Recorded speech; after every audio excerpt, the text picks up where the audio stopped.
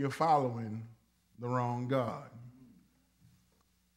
Our God, Lord Jehovah, is the big G. Yeah. Satan is a little g. Wow. Where I'm from, big G always trumps little g. Wow.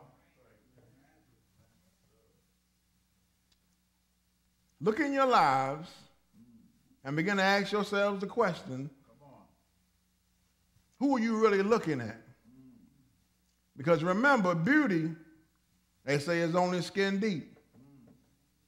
Because once you pass the superficial stuff of the surface, then you get down to the character and the heart of the individual.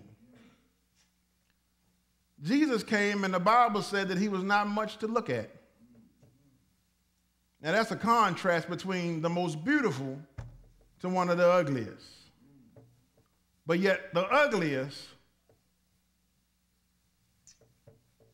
was more beautiful than the one on the outside because of his character.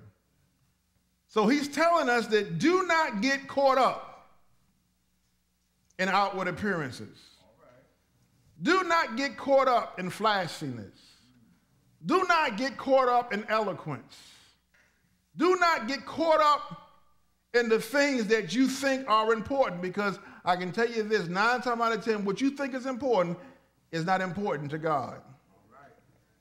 God could care less if you had $1 million home. He just wants you in a place that's going to meet all your needs.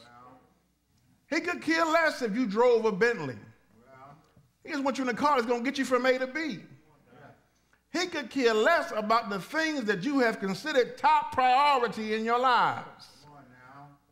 And he has made sure, or he's only worried about your needs being met. Now, when you can begin to focus on your needs being met by God, then you will open up God's ability to go beyond and abundantly above the things that you ever thought were possible for your life. But you got to take a back seat to God. And nobody wants to be in the back seat. Not when it comes to their life. I want to be in the driver's seat. I want to be the one that's making the turns in the corners. Remember, when you move for God into directions that you have no idea where you're going, when you make it, you can't say you made it. Abraham, pack up your stuff and go, and I'll make you the father of many nations. Where am I going? He never asked that question. He just went, and guess what? He became the father of many nations. But in the process, he had to go through some trials and tribulations before he could even become what God said he will become.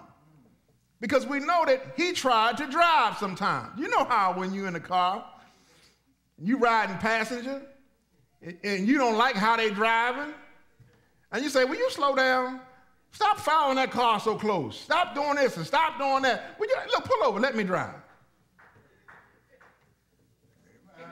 Because can't nobody drive like you can. But sometimes, when you got the ultimate driver, keep your mouth shut and just ride.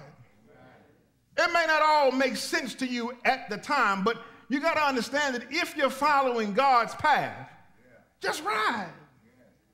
I guarantee you, when you get to your destination, you're going to be grinning from ear to ear. There might be some bumps along the road. So what? Life was never promised to be a bed of roses.